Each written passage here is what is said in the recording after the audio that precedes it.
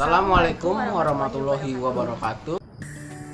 Perkenalkan, nama saya Hana Nisrina Aziza dengan NPM 41182109180 Perkenalkan, nama saya Muhammad Iksan, MPM 41182109180101. Perkenalkan, nama saya Tiara Nur Safa dengan NPM 418210918094. Ingin menjelaskan tingkah laku individu anak yang berada di sekolah dasar. Terdapat 4 tingkah laku individu anak yang berada di sekolah dasar. Yang pertama itu adalah tingkah laku secara sadar anak akan perilaku yang ia kerjakan. Yang kedua ada tingkah laku tak sadar. Tingkah laku yang tak sadar ialah tingkah laku yang dikerjakan namun anak tersebut tidak mengerti atau tidak paham apa yang sebenarnya yang ia kerjakan. Terus yang ketiga ada tingkah laku tampak atau tak tampak. Yang keempat yang terakhir adalah tingkah laku sederhana atau kompleks. Kemudian ada 2 perilaku berdasarkan respon. Yang pertama adalah perilaku secara pasif, yang kedua adalah perilaku secara aktif. Contoh dari perilaku pasif adalah seperti anak tersebut introvert. Anak tersebut merasa risih atau enggan berada di suatu keramaian. Anak tersebut akan merasa terganggu apabila didekati oleh temannya yang banyak. Pokoknya anak tersebut akan tidak nyaman apabila terdapat di lingkungan yang khalayak ramai. Contoh dari perilaku aktif ialah seperti anak tersebut ingin merasa dikasih lebih kasih sayang dari gurunya dibanding teman-temannya. Mungkin dari segi gurunya harus pintar-pintar membagi antara anak yang pasif dengan yang aktif, karena apabila si aktif terlalu diberi kasih sayang, mereka si anak-anak aktif ini akan merasa senang. Dan apabila kasih sayang itu dikasih lebih kepada si pasif, si anak-anak si aktif tersebut akan merasa dirinya tak disayangi lagi. Maka dari sini si guru harus pintar-pintar membaca pola pikir anak, bagaimana si anak tersebut akan memahami jika gurunya tersebut sayang, namun gurunya tersebut harus membagi kasih sayangnya tersebut.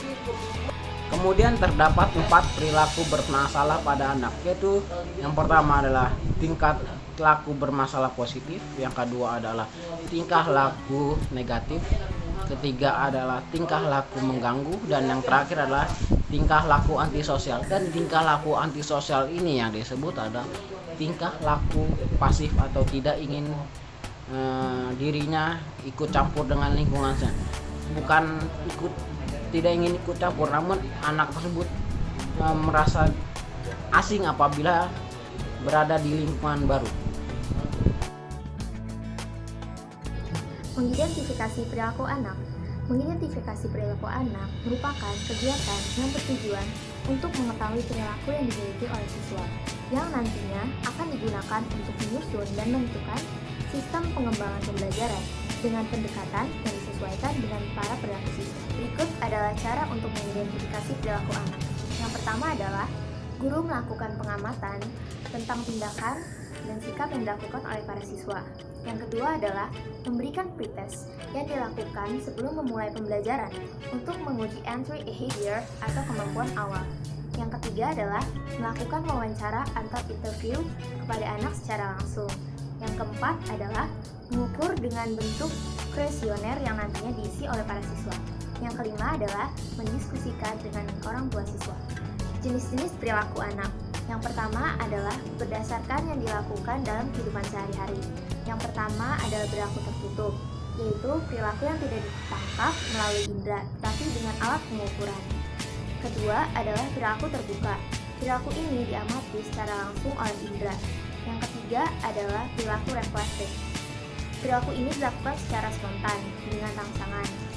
Yang keempat adalah perilaku reflektif.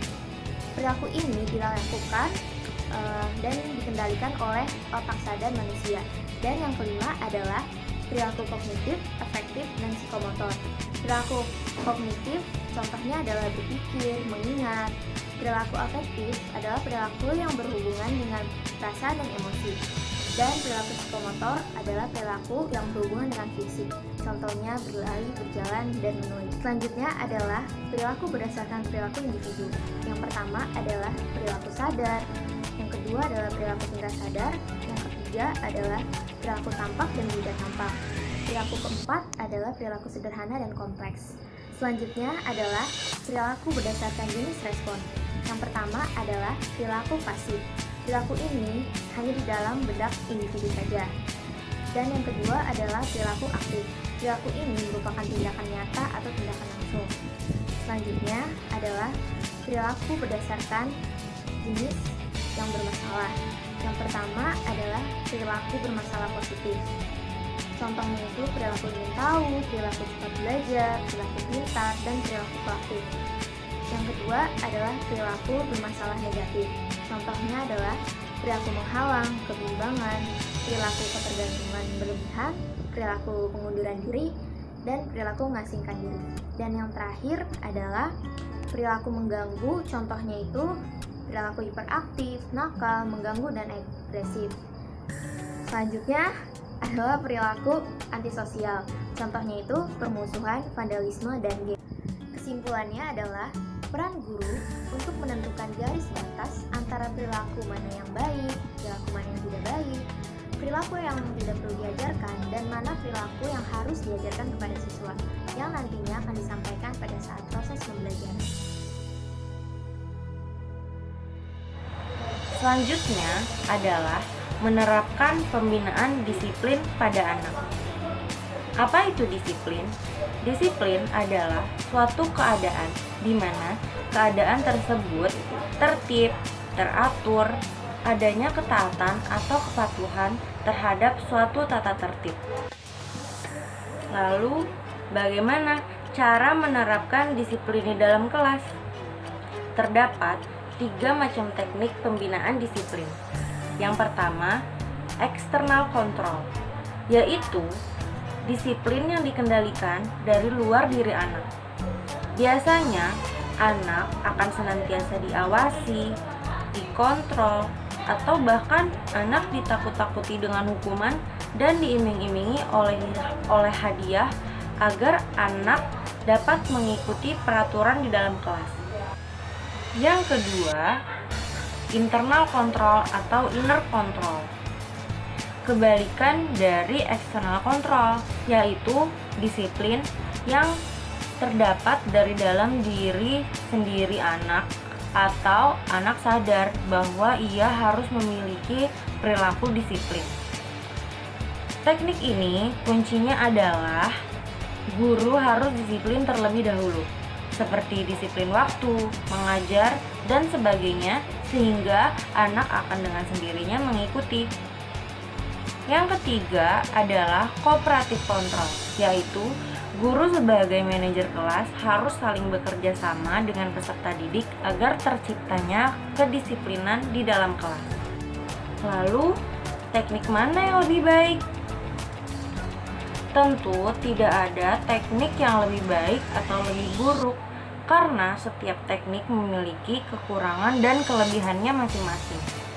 Maka, dalam penerapannya, guru sebagai manajer kelas harus dapat melakukan hal-hal seperti mencontohkan perilaku terpuji, perilaku tertib, disiplin.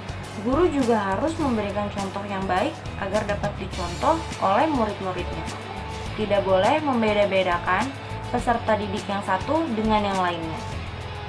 Dapat menumbuhkan rasa tanggung jawab pada peserta didik, dapat menjadi teman yang baik bagi setiap permasalahan peserta didik, mampu memberikan umpan balik yang positif seperti memuji dan memberikan motivasi kepada anak, memberikan reward atau penghargaan atas keberhasilan anak, serta mampu bekerja sama dengan kepala sekolah ataupun orang tua untuk dapat mengatasi setiap permasalahan yang ada.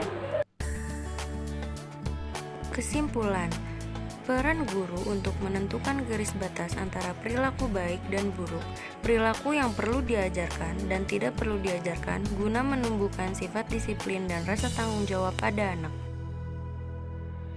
Mungkin presentasi yang kami sampaikan cukup sekian, kurang lebihnya mohon maaf, karena sesungguhnya segala kekurangan datangnya dari diri manusia dan segala kebenaran datangnya dari Allah Subhanahu wa Ta'ala. Cukup sekian, kami ucapkan terima kasih. Wassalamualaikum warahmatullahi wabarakatuh.